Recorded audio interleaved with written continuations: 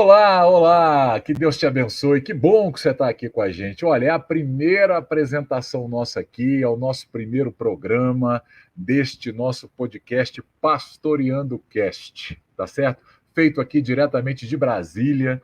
Nós estamos aqui e vamos falar com pastores das igrejas, membros de igrejas, gente que faz a diferença no que diz respeito ao reino de Deus. Que bom que você está aqui. Se esse conteúdo te agrada, se você gosta desse conteúdo, não esquece de deixar o seu like, dar o seu joinha aí pra gente, tá certo? Não esquece de compartilhar esse conteúdo nas suas redes sociais. Não esquece de seguir a gente também lá no Instagram, @pastoreandocast.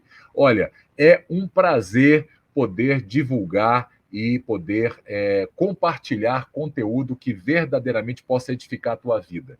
Através desses podcasts nossos que vão ao ar todas as sextas-feiras à noite, às 20 horas, a gente publica uma conversa, um bate-papo. Através disso, a gente espera poder abençoar você. Eu sou o pastor Luciano Zanzoni, eu atuo como um dos pastores auxiliares da Catedral Baleia, Assembleia de Deus de Madureira, aqui em Brasília, na 910 Sul, e eu espero poder um dia encontrar você lá pessoalmente, dar um abraço em você, você que reside em Brasília, ou você que de alguma maneira visite Brasília e possa nos dar aí a honra da sua presença lá na Catedral. Igreja pastoreada pelo meu pastor, pastor João Adair, ok? Hoje, em especial, eu quero convidar o meu amigo, pastor Eliel Cruz, que está chegando aqui, não é?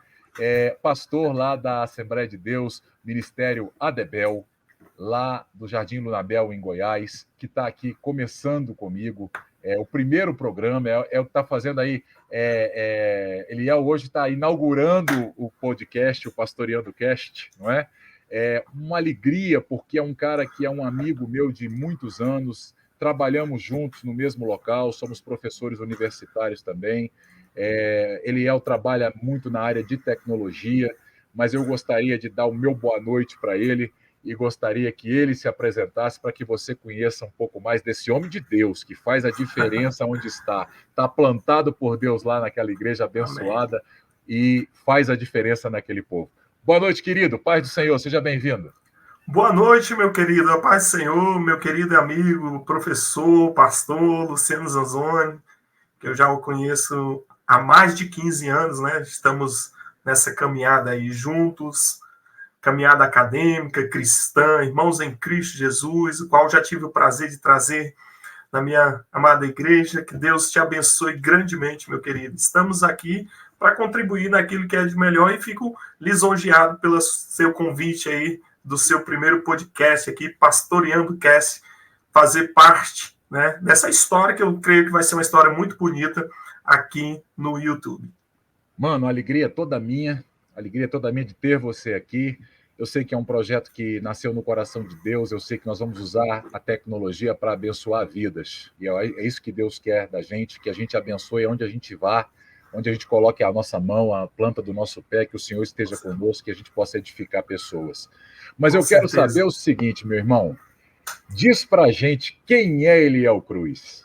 Quem é Eliel Cruz? Rapaz, eu tenho tem hora que eu até mesmo fico sem graça de fazer descrição, que parece que a gente está sendo muito egocêntrico, sei lá, mas vamos falar um pouquinho para vocês conhecerem um pouquinho quem sou.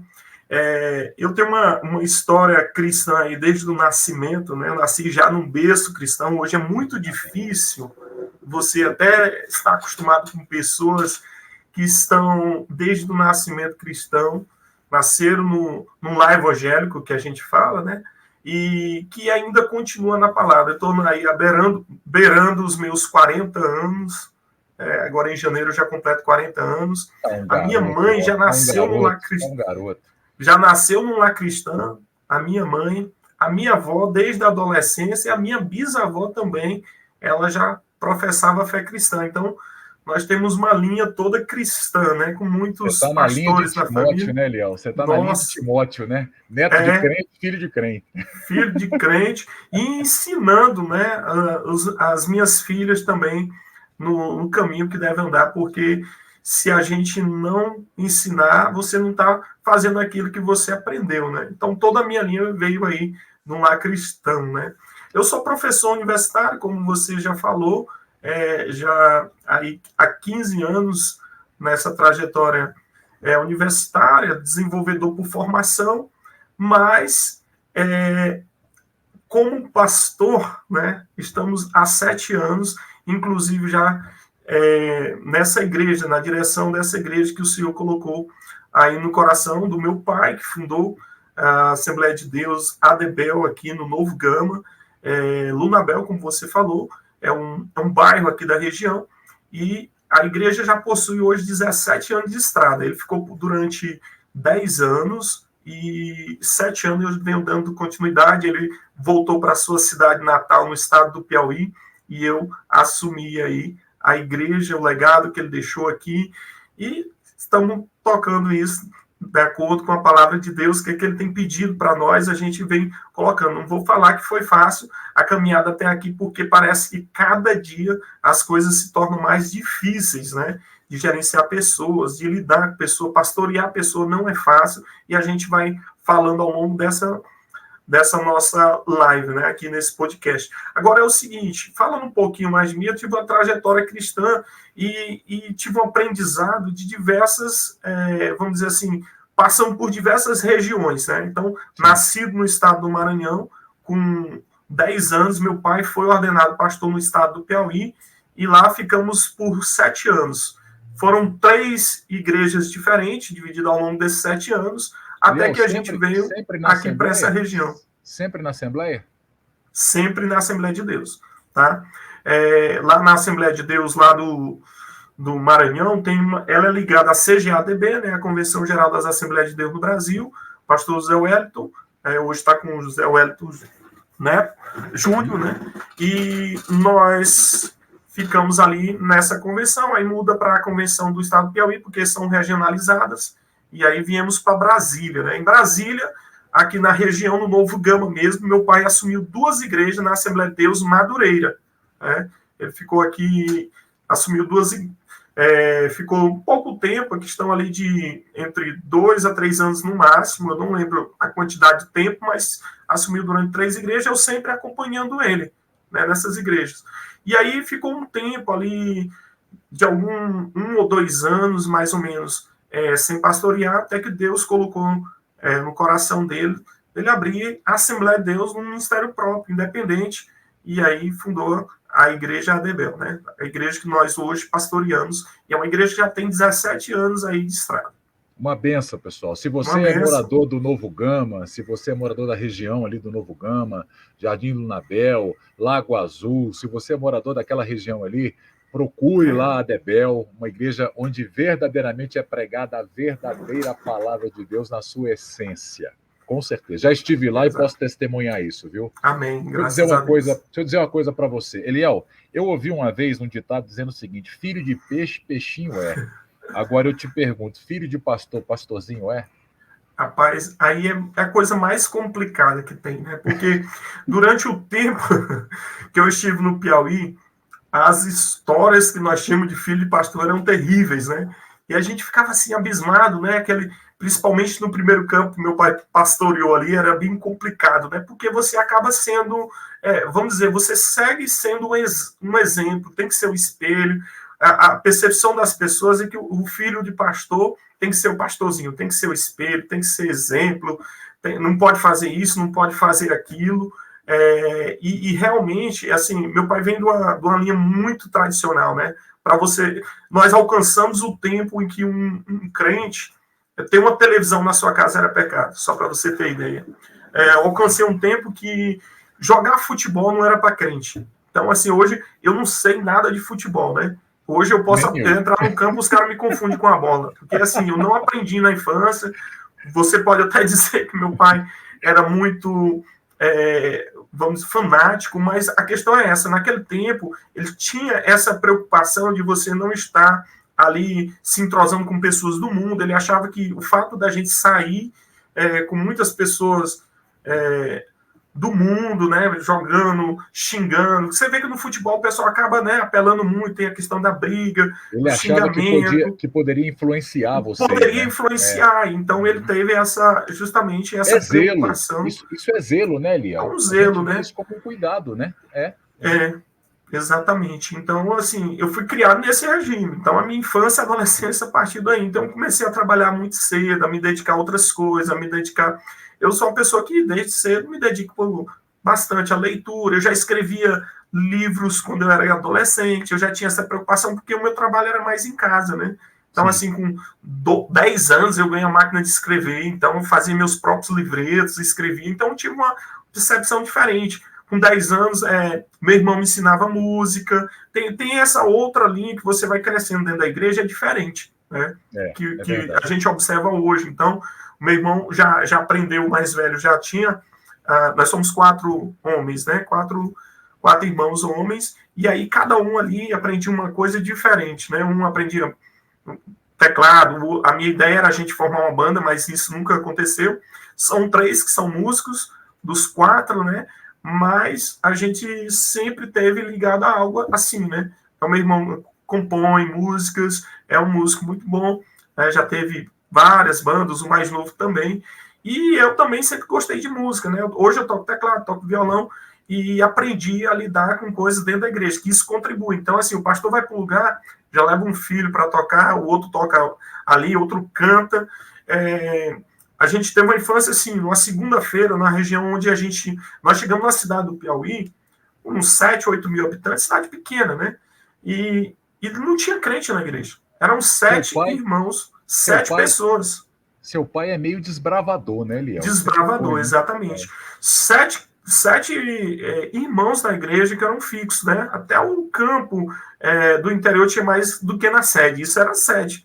E aí a gente teve que fazer um ritmo muito grande, muito intenso de trabalhos para poder levar pessoas para a igreja. A gente chegou a ter 3 cultos por dia.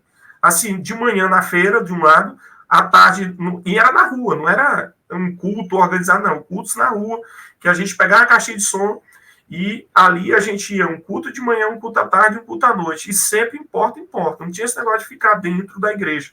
E aí a gente tinha que cantar. Era assim, era eu e minha mãe. A minha mãe cantava os hinos da harpa cristã, eu era o cantor das músicas do meio com o meu irmão mais novo, e meu pai era o pregador, ou então outro irmão ali. Então era assim, 3 vezes no dia isso. Tá? Eu fico imaginando, meu irmão, a importância desse tipo de trabalho para a igreja de hoje. A gente está vivendo hoje uma igreja, penso eu, às vezes meio comodista, sabe, Eliel? Incomodada demais. Esse lado raiz desses desbravadores do evangelho, gente que chegava em cidade e fazia culto ao ar livre, sem caixa de som, sem infraestrutura nenhuma. E hoje a gente reclama de tudo, rapaz. Tem data show, tem facilidade de internet. Às vezes você prega sem sair de casa, você consegue transmitir um culto. E o pessoal de alguns anos atrás, algumas décadas atrás, teu pai, por exemplo, são pessoas que abriram, vou falar assim uma expressão, mas que me marca muito, meu irmão. Abriram caminho no machado. Sabe como é?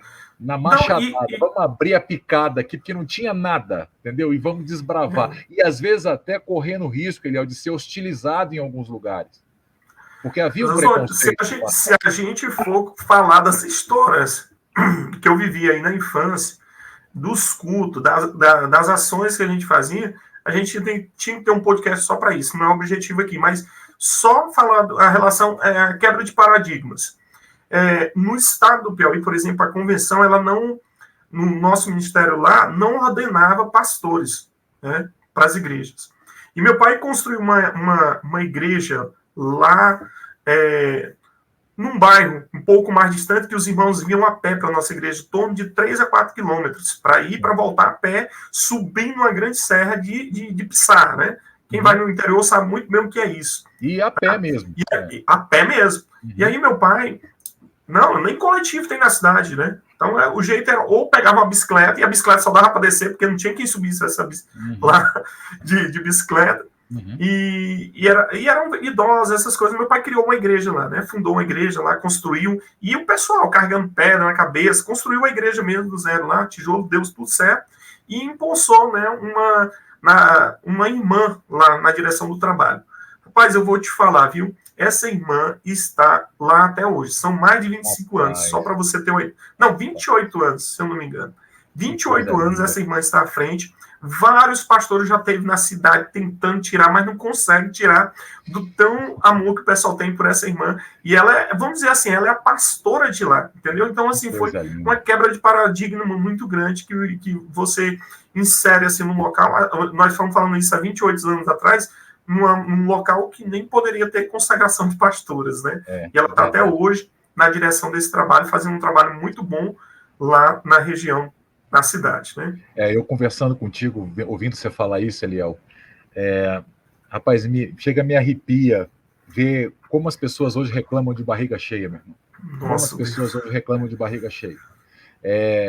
Graças a Deus por esses heróis anônimos aí, como teu pai.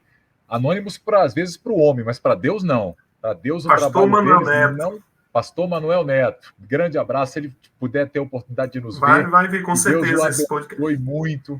Pastor Manuel, o senhor é um desbravador. E ainda que o homem talvez não tenha reconhecido tanto assim, no céu, querido, tem um galardão enorme por cada trabalho que você abriu. Tá?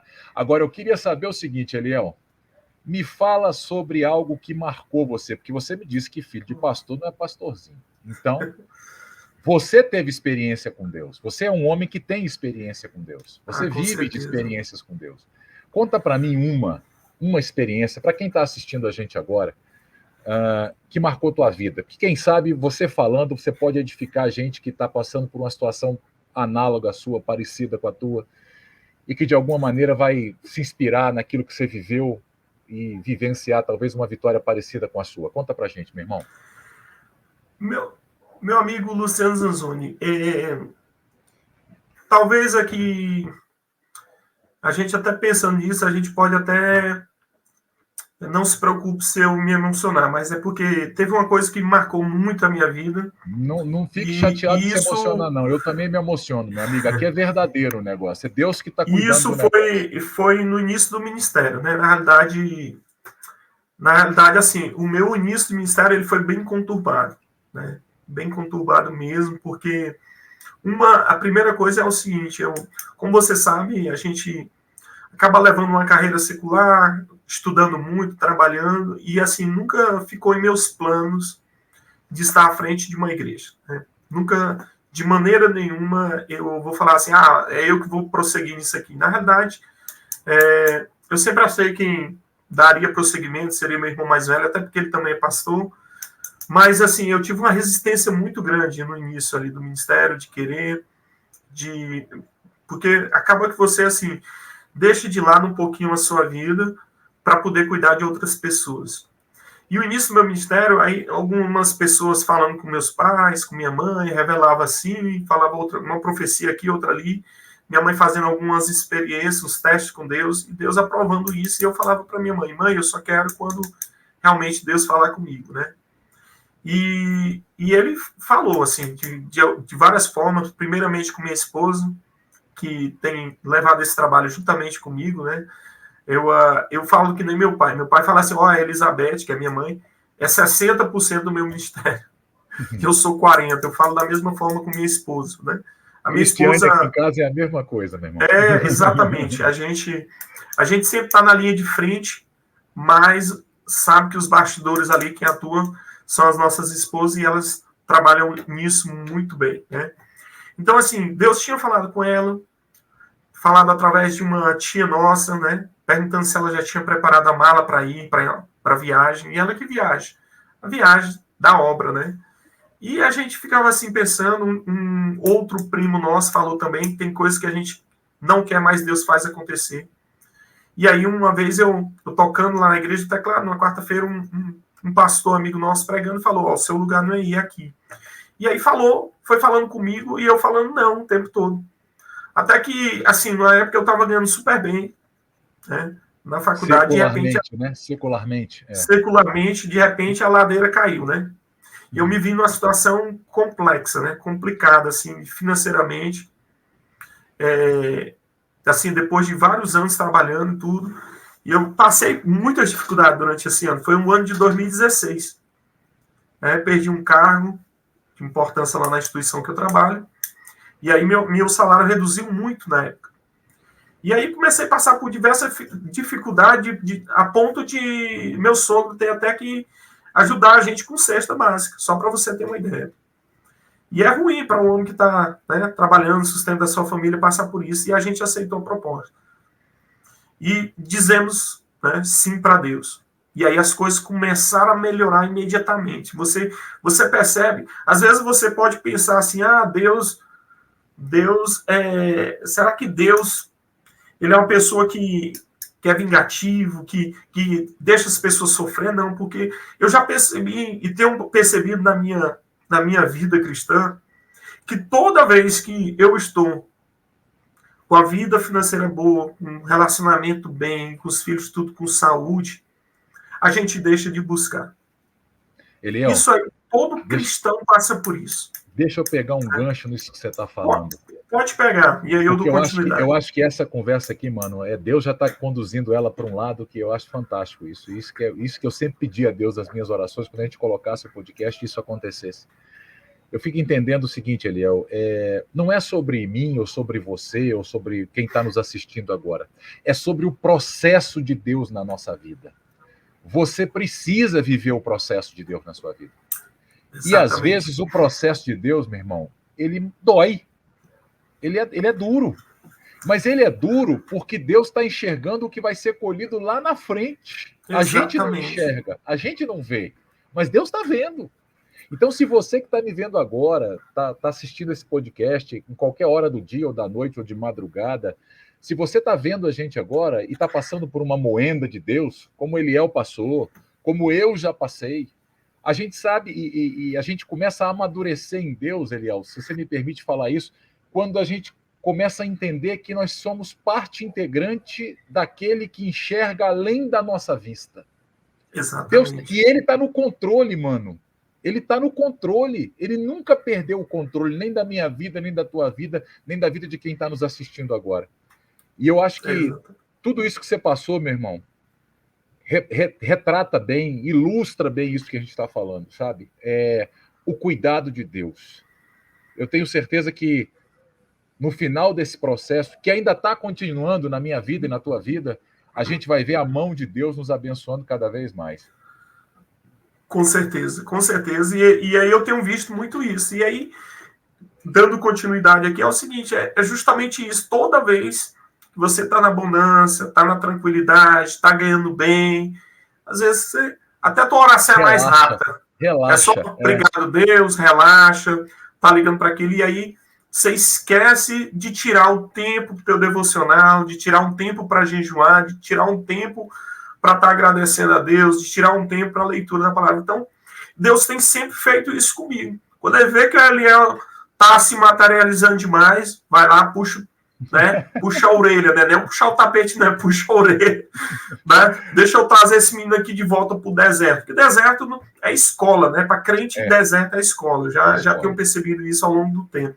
E aí, como eu tinha te falado, e aí assumimos a igreja, começamos ali, colocando, organizando o trabalho. Primeiro ano, né? Resolvemos engravidar novamente, eu e minha esposa, até a nossa segundo filho, né? E aí, de cara, assim, anunciamos na igreja, fizemos aquela coisa toda, todo mundo ficou feliz, minha esposa vai ter um aborto. Isso no primeiro ano, né? Logo com o tempo, aí passa aquele todo o processo ali de fazer a mil, retirada, um tempo que ela ficou com o bebê na barriga que não conseguiu expelir, 12 dias, e isso foi desgastante ali, você tem que estar bem na igreja, passando por um problema difícil na tua vida. Beleza, aí passamos isso e 3, 4 meses depois, resolvemos tentar novamente. Fizemos, né, os exames, tudo certinho, engravidamos, e aí minha esposa grávida, ficamos mais um tempo receosos ali, e com o tempo, na primeira morfológica, aí vem a notícia, a bomba novamente na tua mente. O seu filho tem um problema. E aí, meu amigo, vem todos aqueles problemas novamente, que vai passando na tua mente, e aí você vai pensando. A criança estava se desenvolvendo, mas ela poderia ser uma criança sindrômica, poderia ser uma criança com diversos problemas, e aí a gente vai, busca o médico, busca o outro, vai na igreja, entrega para Deus, começa a campanha, uma pessoa fala uma coisa, outra fala outra, e um processo de gravidez assim completamente complexo, né? No segundo ano que você está pastoreando a igreja, tem que estar ali todo domingo, né? Durante a semana, o dia que dá, no ciclo de oração, tem que estar com o rosto feliz, a esposa tem que estar feliz, o pessoal quer ver vocês bem, até porque a gente estava começando um processo de entrosamento com a igreja, né? Porque 1 ano e pouco, 2 anos, não é um tempo ainda suficiente você ter a maturidade, você ter que demonstrar que está bem, sem você estar bem. Então, assim, foi um processo muito difícil, esse que a gente pegou inicialmente na igreja, e aí, para simplificar a história, porque a história é bem complexa, eu estou até escrevendo sobre isso, eu já tenho essa história toda escrita, quero deixar isso no livro. Nós tivemos, né, uma gravidez bem complicada no ano de 2018, mas infelizmente o Senhor levou o nosso filho Natanael, né, com 1 dia de vida, ele só sobreviveu durante 11 horas. Ele vinha com algumas síndromes, ele tinha hérnia diafragmática congênita, que é o HDC, que a gente só descobriu na época. Ele era uma criança perfeita por fora, mas dentro, no organismo dele, era muito comprometido e ele não pôde sobreviver. E aí, assim, você tem que se erguer nisso, no meio da igreja. Então, assim, é um processo difícil, viu, Zezão? Não é fácil para ninguém dizer assim, olha, se fosse outro, talvez... Eu te confesso que por diversas vezes eu até quis abandonar mesmo a igreja. Não estou falando sair da igreja, mas deixar de pastorear, porque estava difícil para a gente, né? Estava complicado você manter a sanidade mental, né? A emocional, estava muito abalado, mas Deus foi dando graça para a gente. E assim, não vou dizer que tudo está sarado, mas as feridas elas foram tapadas, cicatrizadas, e, né, a semana que vem já vai fazer 5 anos, né? 5 anos que isso aconteceu. Deus nos deu, né, uma nova vitória. Nós entramos num processo de adoção, adotamos uma bebê com a mesma idade. Só para você ter ideia, a bebê que nós temos hoje, ela nasceu 2 dias antes do meu filho. Então, assim, é basicamente a mesma idade, né? Ele faria 5 anos dia 31, ela vai fazer 5 anos dia 29 agora, de julho. Eu entendo exatamente o que você está falando, porque eu passei por uma situação muito parecida, até no tempo de vida da criança. Giovana, minha primeira filha, viveu 12 horas. 12 horas. Olha eu me lembro, né? Que coincidência, né? É impressionante. Por isso, isso é providência, não é coincidência. A gente não se encontrou à toa, né? Deus marcou. Exatamente, Deus marca. E eu me lembro que esse recado eu dou para quem está assistindo a gente agora e que não vê solução. Não tem coisa pior do que você encarar a morte de frente, do que a morte entrar na tua casa. Né? De um filho, então... Dói. E de um filho, eu me lembro de eu olhar para o caixão, Eliel, e eu dizia para o caixão, por que não sou eu que estou aí? Por que é ela que está e não sou eu? Eu perguntava isso para Deus. Eu perguntava. E eu tenho certeza que você também fez a mesma pergunta. Sabe por quê? Muitas vezes. Porque é a inversão da ordem natural das coisas. A ordem natural é filho enterra pai, não pai enterra filho.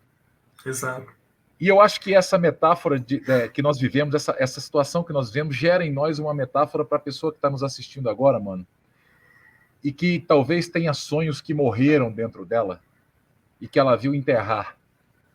O mais importante de todo esse processo é você saber que no final, se você permanecer onde Deus quer, e olha que a gente é tentado a cair fora, porque como o Eliel falou, ele tentou e falou, eu não quero mais isso para a minha vida.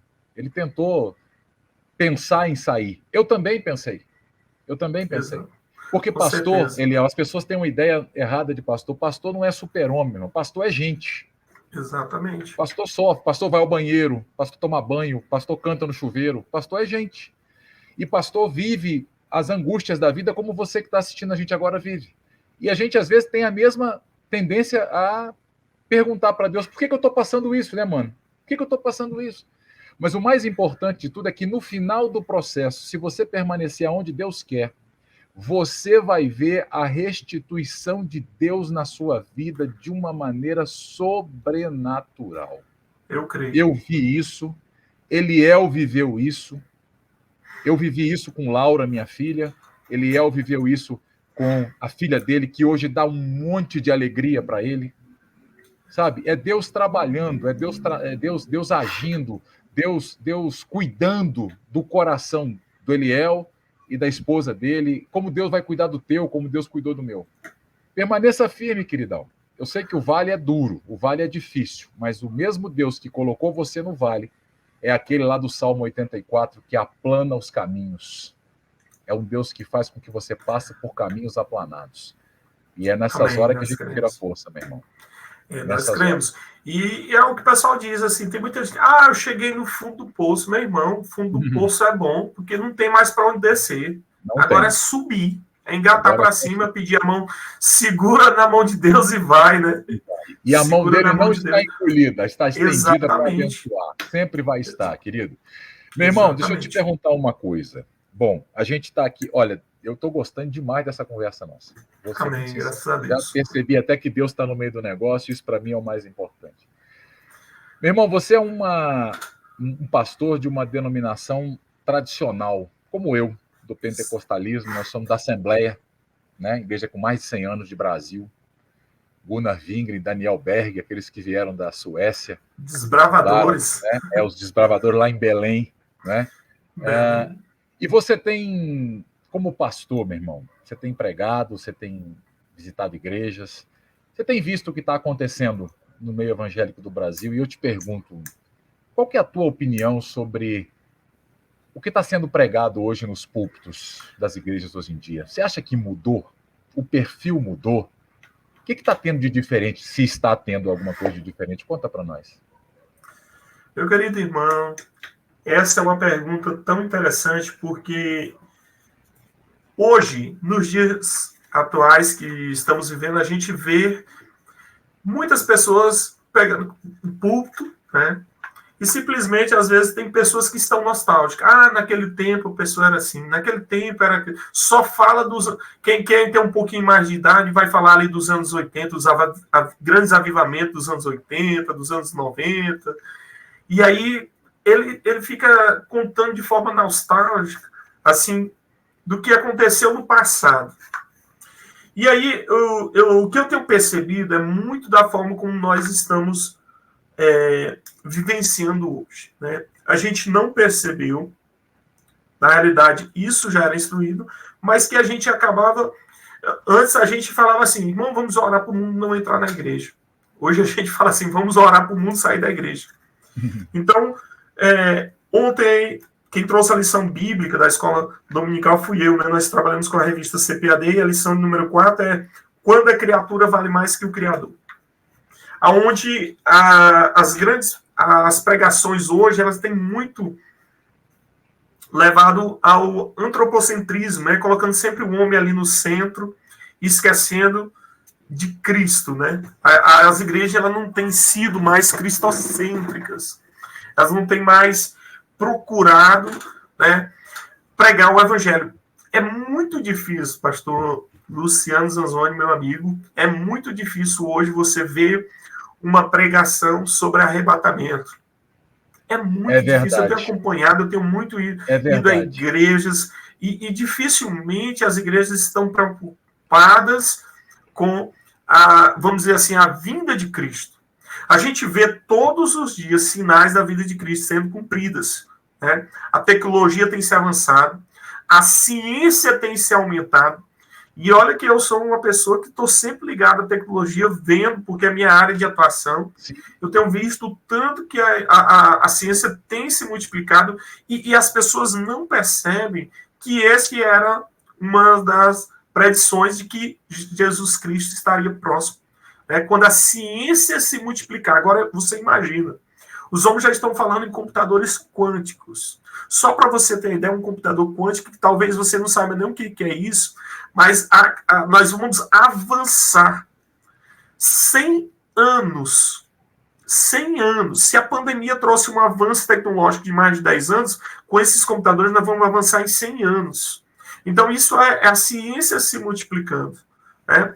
Então, cada dia mais nós vemos guerras, nós vemos pai contra filhos, filho contra pais, tudo isso é cumprimento de Mateus 24. Eliel, né? Onde Jesus fala disso. Eu vi hoje, rapaz, foi hoje ou ontem, essa semana, um post, uma coisa no Instagram lá, um post lá, como é que é o nome daquele que fica 24 horas lá? Um story. É um stories. A respeito da inteligência artificial que já estão querendo fazer com que reescreva a Bíblia. Sim, inclusive já reescreveram, tá? Já reescreveram, já fizeram. Eles não estão querendo. Que está politicamente incorreto. Exatamente. Tudo que for politicamente incorreto, eles querem tirar da Bíblia. Então, Deus, assim, isso que a gente está chegando. Que ponto nós estamos chegando? Né? Nós já temos artistas aí famosos, né? Eu não gostaria de falar nomes aqui, mas, né, é bem conhecido aí, artistas famosos falando que a Bíblia deveria ser reescrita, tirada as coisas que né, tá fazendo esse ódio aumentar. As pessoas acham, e a gente vê que isso é biblicamente, né? Biblicamente o Senhor já advertiu sobre isso. Fim dos tempos. Só que a gente não vê, né? Respondendo a tua pergunta, a gente não vê isso mais sendo pregado nas igrejas. Hoje, eu gosto muito, as mensagens, elas são mais massagens do ego. Não são mensagens. A pessoa quer uma pregação coach, né? São os pastores coaches ali pregando, né? Dando expectativa boas para as pessoas aqui na Terra, uma vida maravilhosa aqui na Terra, sendo que Jesus falava totalmente contrário. Né? Eu não tenho nenhuma dúvida, Eliel, de que se você chega numa igreja, você tem que ser amado. Porque o bom pastor não só ama, ele dá a vida pelas suas ovelhas. Eu não tenho nenhuma dúvida disso, que você tem que ser amado. Mas que você tenha certeza, você que está nos vendo agora, que você não é o centro da coisa. Você é amado, mas você não é o centro. Não gira em torno de você. Você não é a última Coca-Cola do deserto. Sabe o que eu vejo hoje muito, Eliel? Antigamente a gente ficava na igreja para a gente mudar de vida. Hoje a gente permanece na vida e muda de igreja. Porque se uma igreja confronta a gente, se uma denominação qualquer, alguém prega lá e aquilo nos confronta, a gente fica incomodado e vai para outro lugar. Mas a gente não quer alterar a nossa vida. Aí eu fico perguntando, que tipo de evangelho é esse que não mexe comigo? Exato. Que tipo de evangelho é esse que entra na minha vida, Eliel, e não faz diferença? Não, o evangelho tem que entrar na minha vida e na tua, querido, e fazer diferença. Você tem que começar a gerar o fruto do Espírito. Ou seja, você tem que começar a mostrar com as suas obras que a palavra que entrou dentro de você mudou você, transforma você. E isso parte de uma mudança de comportamento. Olha, você pode até não gostar do que a gente está falando aqui, mas eu, como pastor, e o Eliel, como pastor, a gente não pode deixar de falar a verdade. Com certeza. Evangelho trabalha com transformação de vida. Evangelho é nova vida. A gente tem uma nova vida. Aquele que não nascer da água e do Espírito não herda o reino. Você tem que ter uma nova vida, querido. E isso vai ser traduzido para mim e para você numa mudança de atitude. Só que enquanto você for o centro, enquanto Eliel, e aí eu chamo a sua atenção para a pergunta e para o seu comentário que eu achei perfeito, meu irmão. Enquanto a gente tiver nos púlpitos pessoas pregando, colocando o homem como centro, nós não vamos ver mudança. Nós precisamos voltar à raiz da coisa e colocar Jesus como centro. Mas isso é o que atrai as multidões, né, pastor? E é por isso que é o problema. Tem atraído multidões. A pessoa, estou procurando socorro. Aí chega lá na igreja, a pessoa não vai falar de Cristo, vai falar que você vai ter uma vida bem-sucedida, vai ter um carro, vai viver uma vida de paz. Olha, isso atrai. Isso atrai. Isso atrai. Mas mudança de vida não atrai. Não tem. Tem um pastor, eu não vou lembrar agora, mas que eu vi a mensagem dele, que ele falou o seguinte, que se você vai para um culto e sai feliz com a mensagem não te tocou. Porque ela tem que te impactar, tem que deixar você revoltado, né? Ela tem que te confrontar. Ela tem que te confrontar. Você tem que sair do culto. Ele fala assim, olha, culto que a pessoa vai e sai alegre não foi um culto bem sucedido, não, tá? Embora as pessoas... Tem gente que tem uma visão totalmente diferente disso. Sim. Ele fala que você tem que sair triste. Você se sentindo um pecador, desejando mudar de vida a partir daquele momento. Então, se você sai do... Olha, é isso, eu tenho que seguir só 7 passos para o caminho feliz. Três caminhos, três coisas que você deve fazer para receber tua vitória. Esse tipo de mensagem ele chama muita atenção, de fato. Todo mundo quer ser feliz, todo mundo quer se dar bem, mas a mudança mesmo, de fato, ela tem que correr no interior, né? Ela tem que ser de dentro para fora, não de fora para dentro. É verdade, meu irmão. Olha, eu gosto muito do que Paulo escreve aos Efésios, não é? Ele coloca o seguinte, olha, você tem que, no capítulo 4, eu até coloquei aqui, que se busca no Evangelho, versículo 12, dizendo assim, olha, a gente tem que querer o aperfeiçoamento dos santos para a obra do ministério, para a edificação do corpo de Cristo. A vida cristã é uma vida de aperfeiçoamento. E aí no verso 13 ele fala assim, até que todos cheguemos à unidade da fé, ao conhecimento do Filho de Deus, a homem perfeito, à medida da estatura completa de Cristo. Isso, é claro, a gente só vai chegar no último dia, quando a gente se encontrar com ele face a face. A gente está num constante processo de aperfeiçoamento, meu irmão. Por isso que eu quero dizer para você que está nos vendo agora, por favor, saia do pedestal, você não é o centro. O centro é o Jesus que te salvou, é o Jesus que te chamou, é ele que vai comandar as ações da tua vida, é ele que tem que comandar as minhas ações e as tuas ações. É por aí. Salomão mesmo já escreveu lá em Provérbios 4, né, 18, a vereda do justo é como a luz da aurora que vai brilhando, brilhando até chegar o dia perfeito. Então, assim, não tem como a gente achar que vai ser uma pessoa perfeita, né? Vai viver uma vida de perfeição. A gente tem que se aperfeiçoando a cada dia. Cada dia a mensagem tem que tocar. Você, olha, eu tenho que mudar. Né? A maturidade é a única coisa que você não consegue adquirir quando você é novo. Não tem condição você ter maturidade novo. Né? Não tem condição. Você sabe por que a gente vê muito isso, Eliel? Eu vou te dizer uma frase que eu, ouvindo o pastor Hernandes Dias Lopes, que é um homem de Deus que eu admiro muito. Nossa, admiro demais também. Muito boa essa mensagem. Muito profundo. E ele diz o seguinte, olha, para quem está longe de Deus, não existe pecado. Pecado existe quando você está perto dele. Porque a santidade dele é algo tão glorioso que você se sente o último dos pecadores. Exatamente. E você clama para que ele mude a sua vida, para que ele altere a sua vida.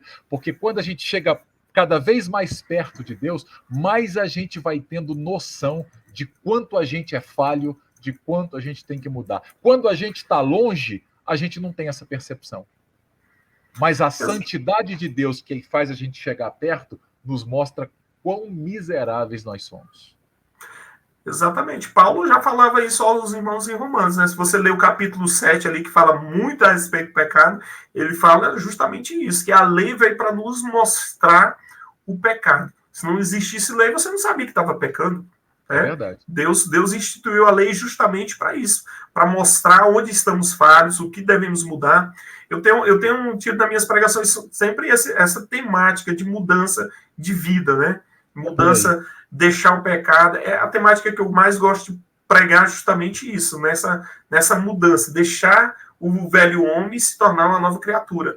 De ser sal, né? De salgar, né? De dar sabor à vida das pessoas. Exatamente. E a nossa vida é uma escala, né? Você já percebeu que obras da carne e fruto do Espírito. O fruto é um só com 9 propriedades, como se fosse uma mexerica com seus gomos. É um fruto. Mas você não tem como ter só um gomo do fruto do Espírito. Você tem que ter todos, não. Paz, gozo, temperança, tudo isso está relacionado. Então, assim, à medida que você vai buscando o fruto do Espírito, as obras da carne da sua vida vão diminuindo. Isso. Agora, quando você intensifica as obras da carne, o fruto do Espírito vai se afastando de você.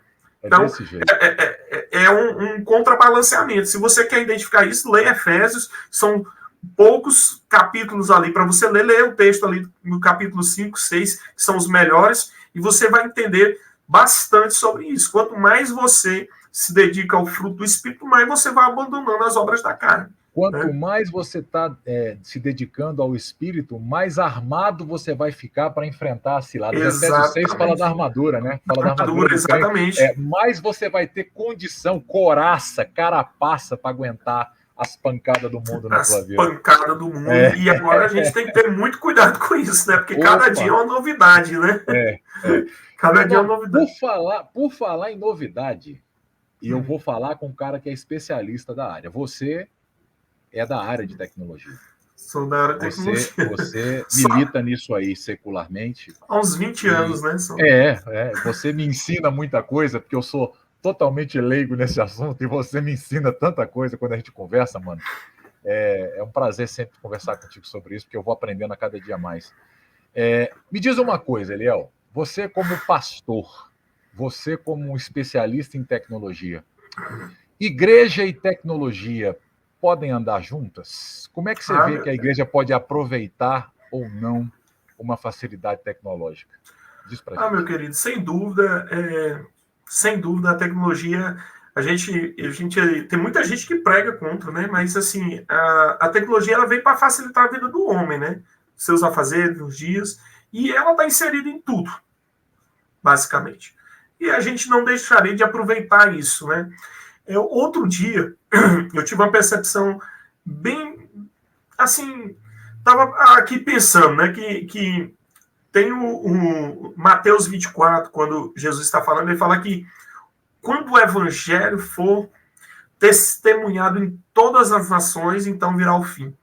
Aí eu ficava pensando, será se todo lugar no mundo já teve acesso, vamos dizer, ao evangelho?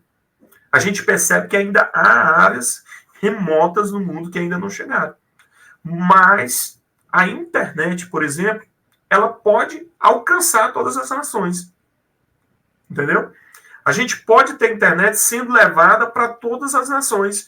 Então, é uma forma até de aproximar a vida de Cristo, a tecnologia. Com certeza. Nesse ponto, a gente pode colocar isso como item necessário. Além de outros recursos que a gente pode ter, né? O poder da comunicação. Quantas lives eu já assisti que tem pessoas ali no bate-papo entregando suas vidas a Cristo, né? A palavra chegando até a vida dela. Às vezes essa pessoa ela não teve a oportunidade de ir até uma igreja, mas ali navegando na internet, no YouTube, de repente viu um momento difícil da vida dela, ela viu aqui um pastor pregando, trazendo uma mensagem, essa pessoa se converteu. Quantas vezes, às terças-feiras que eu não estou em aula, estou assistindo ali o pastor Josué Brandão, que eu tenho uma estima muito grande, né? E às terças-feiras, no canal dele, ele está transmitindo ao vivo o culto da palavra, e eu vejo as pessoas ali se entregando a Cristo, né? Pessoas sendo alcançadas através da palavra. Então, isso só é mediado através da tecnologia. A tecnologia ela não é um fim, ela é um meio. Tá? Não tem, em forma nenhuma ela vai ser um fim, ela vai ser um meio de comunicação, um meio para levar. Então, assim, durante os 2 anos... Eu acho que isso... Eliel, desculpe te interromper, mano, mas eu acho que isso que você falou é fundamental, porque tem muita gente fazendo da tecnologia o fim. Ele começa a viver uma situação de ser membro da internet. Ele nunca vai congregar.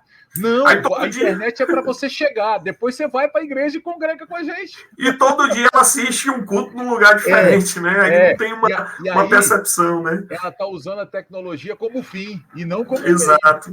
Não é verdade? Aí ela vai fazendo o quê? Ela vai ouvindo uma palavra de um, ela vai ouvindo o que é bom de outro, o que é bom de outro, ela vai só filtrando o que é bom, e ela não vai tendo uma base cristã, entendeu? Ela não vai sendo pastorada e aí não tem condição dela ter um embasamento cristão.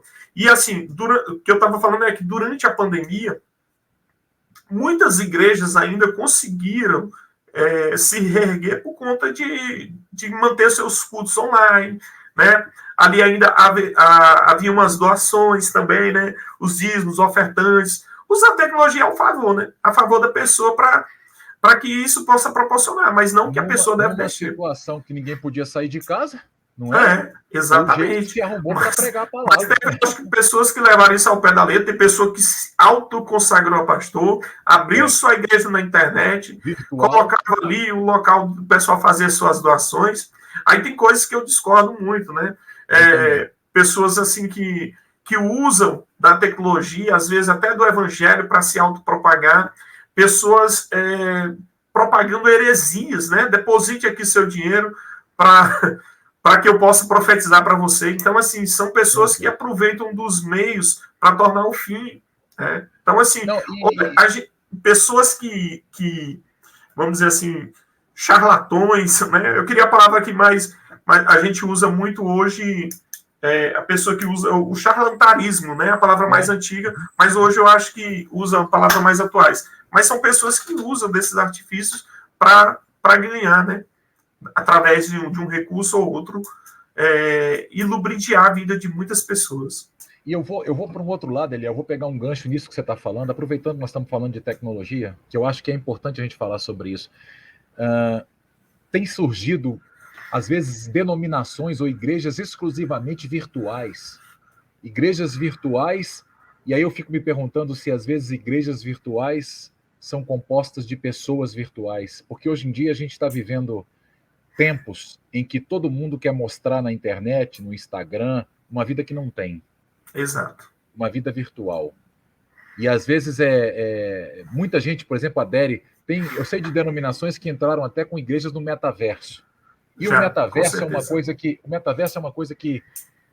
me mexe um pouco comigo. Eu assisti um filme uma vez, não sei se você chegou a assistir, chamado Jogador Número 1. Esse filme é do Spielberg, é uma crítica a isso. O pessoal ficava num ambiente virtual, onde tinha um jogo, e ninguém queria sair do ambiente, porque a vida no ambiente virtual, ele era um herói, ele podia ser quem ele quisesse ser. Ele poderia ser um milionário, ele podia andar de carro importado, Exato. Ele podia ter 20 mulheres, ele podia ter muito dinheiro, enquanto a realidade dele era uma realidade dura. E a pessoa preferia ficar viciada dentro do metaverso do que ficar vivendo a sua vida real. E aí eu fico perguntando se a gente acaba não correndo risco enquanto igreja, exclusivamente é uma igreja virtual, digamos assim, aquela igreja que você está falando que é o fim do negócio, quando deveria ser um meio, a tecnologia como fim, a pessoa vivendo naquele lugar uma vida que ela não vive na sua realidade. E o bom da igreja, Eliel, e assim, uma coisa que me chama a atenção, eu sou um cara meio das antigas, tenho 53, sou um cara mais velho, mas assim, eu acho que nada, e a gente pode falar isso como professor. A gente é professor, você é um camarada que está muito mais ligado na ala virtual do que eu, na área virtual do que eu, mas você sabe tanto quanto eu que nada substitui o olho no olho. Com certeza.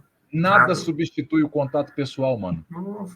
E assim, você é do mundo virtual, você é uma pessoa que milita nisso, você trabalha com isso. Então, assim, Exato. Você, com mais do que eu, pode dizer isso. Fala pra gente sobre isso, essa necessidade que a gente tem de congregar. Você precisa congregar, queridão. Você precisa congregar, queridona. Não vai ser a igreja virtual que vai te levar, não. Você tem que estar junto. Igreja é junto. É ombro a ombro, é um ao outro ajudando, sabe? E isso faz bem, você está perto da gente. Não quero dizer que você não possa, numa viagem, numa situação de doença, assistir um culto pela internet.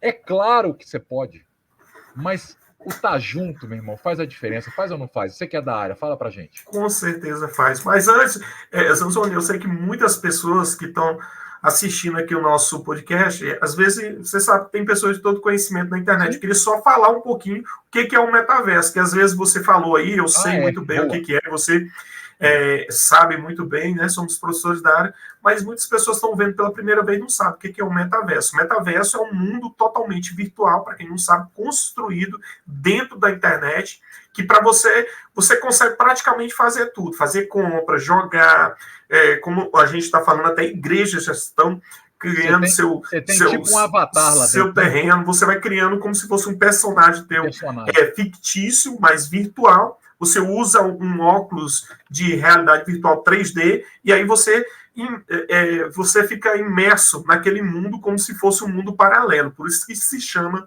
metaverso. Eu espero ter esclarecido bem, mas é justamente isso. Bom, é o que nós falamos aí, o Zanzoni acabou de falar, que nós temos que estar congregando, não tem jeito. A pandemia ajudou muito, pessoas, né? Temos o culto ali, todo mundo participando. Eu sou a favor das igrejas terem suas transmissões, é importante, até porque tem pessoas que estão no leito do hospital, não podem ir, tem pessoas que estão impossibilitadas, estão em áreas remotas. Imagina uma pessoa que está lá do outro lado do mundo, uma guerra, como a gente está tendo guerra, muitos isso soldados aqui, ali ouvindo a palavra de Deus. Usa isso aqui, ó. Todo mundo conectado, eu sou muito a favor de ter essa conexão. Mas a gente tem que ter uma importância grande de colocar isso na mente, de não trocar a nossa igreja por um espaço na internet. Hoje não vou assistir, eu vou assistir o culto online. Aí começa com isso, daqui a pouco a pessoa está fria, né? A pessoa está sem comunhão. E a gente percebeu isso na pandemia. Eu não sei se vocês perceberam, mas depois da pandemia, as pessoas estavam assim, mais frias umas com as outras. Por quê? Porque as pessoas deixaram de se abraçar, de se tocar, de pegar na mão do irmão, dar a paz do Senhor ali, cumprimentar o irmão. Então, isso fez com que houve mais um esfriamento espiritual dentro das igrejas. Muito tempo, olha, tá difícil você ir numa igreja e você ver um grande avivamento. Até mesmo as vigílias, né? As vigílias de agora são diferentes das antigas. Hoje são vigílias mais com louvores, né? Tem uma vigília que eu gosto muito de participar, numa igreja Batista Salão, que é de pregação. Eu gosto muito do modelo Pastor deles Irão lá. de Queiroz. Oração, Pastor Irão de Queiroz, é isso mesmo. E tem muitas pregações a noite toda, tá? A vigília de 10 a 6 da manhã, são 8 horas de culto abençoado ali, com pelo menos 10 mensagens. E é uma maravilha, né? Só que as vigílias antigamente eram diferentes, né? Tinha louvor, palavra e oração, né? E hoje é difícil. Assim, se você não levar muito tempo de louvor, o pessoal até dorme. Então, assim, as pessoas perderam esse afago cristão de estar, né? E o salmista escreve em Salmo 50, versículo 5, que é assim: congregai todos os santos. Aí tem uma vírgula lá que fala assim: aqueles que fizeram aliança comigo. Ou seja, as pessoas que não gostam de se congregar são as pessoas que não fizeram aliança. Né? Não tem essa aliança. Então, o Salmo 50 é justamente isso. Ele fala disso: congregai todos os santos. Aí, vírgula, aqueles que fizeram aliança comigo. Então, para você manter... Mano, que a igreja de Atos, a igreja primitiva, a nossa referência de igreja é a igreja de Atos, gente. A nossa referência é a igreja de Atos. É a igreja primitiva. A igreja de Atos perseverava unânime, meu irmão. Todo mundo junto. Um só, da multidão dos que criam, era um só coração. Todo mundo gostava de estar junto. E eles se repartiam, cada um repartia dos seus bens para o outro. E não tinha internet, amigo, era junto. Então é fundamental que você congregue, querido. Com certeza. Querida, você que está me vendo agora. É fundamental que você esteja junto. Igreja é abraçar. Igreja é estar junto. Com certeza. E no metaverso, ou no universo paralelo, ou na outra dimensão, você não vai estar. Não é o óculos 3D que vai fazer isso com você. O que vai fazer isso com você é o teu irmão que está do teu lado, que vai te abraçar, que vai dizer para você: eu vou orar por você, queridão. E ele olhando no olho, isso faz toda a diferença. E eu tinha um lema, Eliel, quando eu pastoreava lá no Sudoeste, que o lema da nossa igreja era: sinta-se abraçado, sinta-se acolhido, sinta-se amado. Você tem que se sentir essas três coisas. É para isso que uma igreja existe, para te abraçar, para te acolher, para te amar, mas não para concordar com tudo que você faz. Bota isso no seu coração. A gente ama você, mas quem ama não é obrigado a concordar com tudo que o outro faz. Então a gente fala o que Jesus manda falar, mas não vamos deixar de amar você não, queridão. Não vamos deixar de amar você não, queridona. Eliel, para a gente fechar o nosso papo, nós estamos aí quase 1 hora nesse bate-papo. Rapaz, eu sabia que ia ser uma benção isso aqui. Eu sabia. É bom conversar com quem conhece Bíblia, é bom conversar com quem tem o Espírito Santo, mas não. Você é professor, você atua no meio acadêmico como eu, e a gente tem visto que, como uma estratégia, quem sabe, do adversário, o homem tem sido colocado como centro de tudo. Hoje você não pode falar nada de ninguém, porque tudo vira processo, porque todo mundo tem direito de se achar como deve ser, e ninguém pode questionar nada, e ninguém pode falar nada, nem nas igrejas. Até igrejas estão sendo perseguidas porque pregam a verdade, e isso está sendo confrontado. No meio acadêmico, a gente vê muito o homem sendo endeusado, o conhecimento, o intelecto, o racional sendo colocado. Esses dias lá na UDF, nós trabalhamos lá, você sabe disso, e lá na UDF eu vi um grupinho chamado FIRE, e eles se reúnem. A minha filha faz parte dele, minha filha estuda lá, e ela faz parte desse grupinho, e eles fazem uma reuniãozinha sempre nos intervalos ali das aulas, e eu vi, olha, são pessoas que estão lutando contra uma maré de racionalismo enorme, mas são heróis. Como é que você vê isso, meu irmão? Como é que você vê que o cristão pode se manter intacto? Isso numa universidade privada que nós damos aula. Na universidade pública isso é muito pior, digamos assim, né? A perseguição, o lado de colocar o homem, de endeusar o homem, está sempre acima. A gente vê isso, né, como perfil.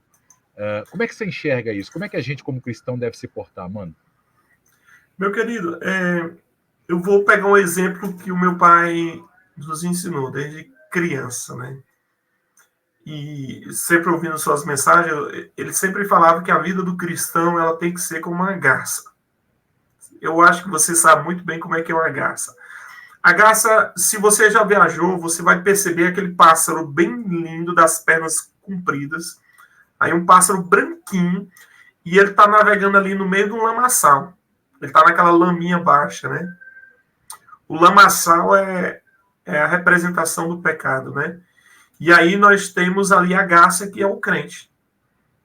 E O não crente, afunda. ele não afunda, ele não mela suas penas, as penas sempre intactas ali, branquinhas. E ali, ó, a passos lentos, né? E ele não pode se contaminar. Então, assim, a gente tem que pegar isso como exemplo e ser a nossa vida. Que o crente hoje, ó, só para vocês terem uma ideia, hoje a população evangélica no Brasil, ela beira os 40%. Nós somos quase 50% da população. Mas se nós falarmos de cristãos, que engloba aí também o catolicismo, pessoas que têm Cristo, né, na sua figura, pessoas que acreditam em Deus, Jesus Cristo como o seu filho, chegam a 80% da população. Nós somos maioria. Mas o que a gente vê é uma minoria tentando controlar a maioria. Né? Tentando colocar os seus valores acima dos nossos. Mas você, como servo de Deus, você não deve se contaminar com as coisas desse mundo. E a gente tem que ter muita atenção, né? Tem que ser o quê? Ó? Muito cuidado e sábio nas palavras. Saber o que ouvir e saber o que falar. Porque se a gente entrar em todas as discussões que a gente vê no dia a dia, a gente pode acabar até saindo, vamos dizer assim, da presença de Deus. Então tem que ser sábio ali na hora de ouvir, ficar calado, ficar atento. A gente está num ambiente de trabalho, você tem que estar atento, né? Você está na sua escola, na sua faculdade, no seu trabalho, na sua igreja, na sua rua, na sua vizinhança, dentro da sua família, às vezes, há conflitos que você debate. Então, assim, é não perder a sua origem cristã. Os seus valores, eles não podem ser mudados com o que o mundo prega. Não é porque agora é politicamente correto que tem que fazer isso ou aquilo que você vai ter que fazer. Tá? Então, assim, é colocar Deus acima de tudo. Então, a gente vai ver cada vez mais a perseguição a nós, como pessoas que servimos a Deus. Cada vez mais isso vai aumentando. Então, tem que ter muito esse cuidado no ambiente onde nós estamos circulando, para que nós não sejamos atingidos e não deixar de fazer aquilo que a gente tem que fazer. Continuar dando continuidade, pedindo a graça de Deus, que Ele vai nos dar força para a gente ir vencendo. E é uma coisa importante, Eliel, eu falo para você que está nos assistindo agora, que eu acho que queria que você guardasse isso que a gente está falando aqui, que o Eliel falou com tanta propriedade, com tanta autoridade. Queria que você guardasse uma coisa. Às vezes é melhor não bater boca. Às vezes é melhor, como o pastor Eliel falou, se calar. Mas uma coisa é interessante. Tem uma frase que diz que a palavra convence, mas o exemplo arrasta. Sabe o que você faz? Haja diferente. O agir diferente é um baita de um evangelismo. O agir diferente, o se mostrar diferente, diferente biblicamente falando, não tentando combater com palavras, mas com um estilo de vida que atrai as pessoas para Jesus. É isso que você tem que ser, querido. Que as suas ações, que as tuas obras mostrem o Jesus que você serve. Muito mais do que as suas palavras, do que a sua combatividade na hora de argumentar, sabe?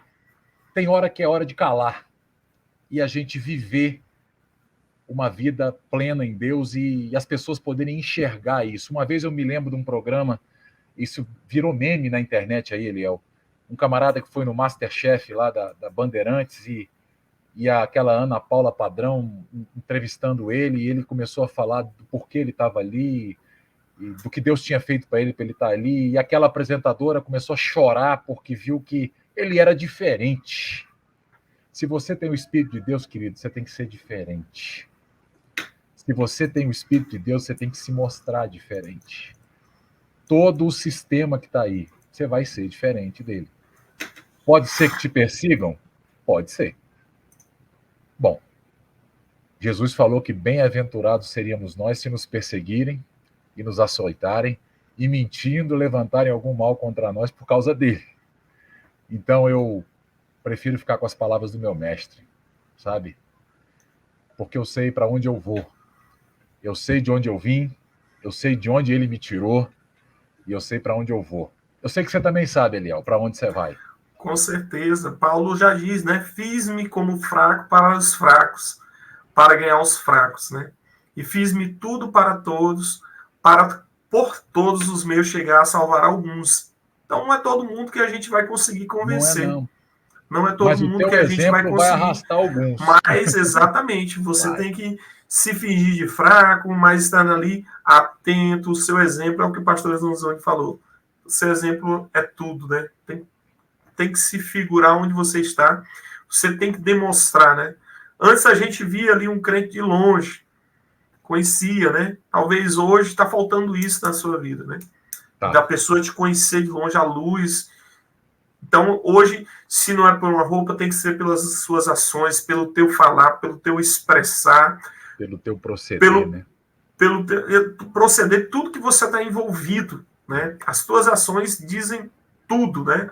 Se é aquela frase muito conhecida, uma imagem vale mais do que 1000 palavras, a tua imagem vale mais do que 1000 palavras que você falar. O seu portar. Né? A forma como você age é que vai dizer como você realmente é. Meu irmão, amém, é bênção, é bênção. Meu irmão, eu quero deixar esse último minuto aí para você entregar algo de Deus para quem está assistindo a gente agora, aquilo que Deus tem falado ao teu coração. Primeiro eu quero te agradecer muito, muito pelo apoio que você me deu, de estar aqui. Você sempre foi amigo, parceiro, a gente tem essa ideia de fazer isso há tanto tempo, né? E já tivemos um na área de gestão, já tivemos um na área de gestão, uma área secular, e agora acho que Deus está nos conduzindo para essa área e eu tenho certeza que vai edificar e vai abençoar muita gente. Eu quero te agradecer, mano. Te agradecer de verdade, dizer que você está nas minhas orações, que Deus abençoe teu ministério, que você possa colher muito fruto, mas muito fruto para Jesus, para o reino, porque é para isso que nós estamos aqui. Amém? E eu deixo o microfone aberto para ti, mano, para você fazer as suas considerações aí, entregar o que você tem para entregar para o povo. Vai lá. Amém, meu querido. Na verdade, eu quero te deixar uma palavra de incentivo, né? O rádio, por muitos anos, a TV foi por muitos anos canal de evangelismo, né? Leva a palavra até povos distantes. E eu creio que esse canal, esse projeto que Deus colocou aí nas tuas mãos, vai ser um canal de bênção na vida de muitas pessoas. Nós teremos, com certeza, aí grandes pastores trazendo palavras edificantes na vida das pessoas. Meu testemunho aqui hoje foi pequeno, um pouquinho mais da minha vida, mas é que as poucas palavras que eu tenho falado possa, de fato, ter tocado o teu coração, e que Deus possa abençoar a vida de vocês grandemente. Aqui é um canal de divulgação do Evangelho, com certeza, da palavra de Deus para a sua vida. Que Deus te abençoe, abençoe meu amigo Luciano Zanzoni, estamos sempre à disposição. Até a próxima, meu querido. Amém, querido. Ó, você está vendo aqui embaixo, ó, correndo aqui embaixo, tá aí. Tá? As nossas redes sociais. A nossa igreja ali, a Debel.ad, arroba. Coloquei lá, o Instagram da Igreja Debel, do pastor Eliel, tá? Tá aqui embaixo, olha lá, siga lá, arroba debel.ad, tá certo? Estamos lá esperando vocês. Beleza, meu querido. E Eliel espera você que mora lá na região e que quer visitar a igreja é uma bênção, vá lá. Fique à vontade. Para você ser edificado lá com Eliel e com Nayara, que são um homem e uma mulher de Deus, pessoas que verdadeiramente são usadas por Deus para transformar a vida de quem lá vai. Viu? Um abraço, meu querido. Um abraço para você e sua esposa, irmã Cris. Deus abençoe, em nome de Jesus. Obrigado, querido. Ó, se você gostou do conteúdo do canal, se isso é uma coisa que você se identifica, não se esquece, não. Dá um joinha aqui para nós, dá um like aqui para gente. Divulga o canal nas suas redes sociais, divulga na tua igreja, que que agora nós vamos começar a chamar homens e mulheres de Deus para falar aqui, que vai ter um momento que, quem sabe, alguém da tua denominação vai estar conosco aqui também, e o que a gente quer é divulgar o evangelho da melhor maneira que puder. Viu, queridão? Dá um like, compartilha, segue a gente aqui no YouTube, lá no Instagram também, e compartilha esse vídeo, como diz um colega meu, para geral. Viu? Deus te abençoe. Leão, obrigado, querido. Deus te abençoe. Um abraço, meu querido. Um abraço. Amém. Valeu, gente.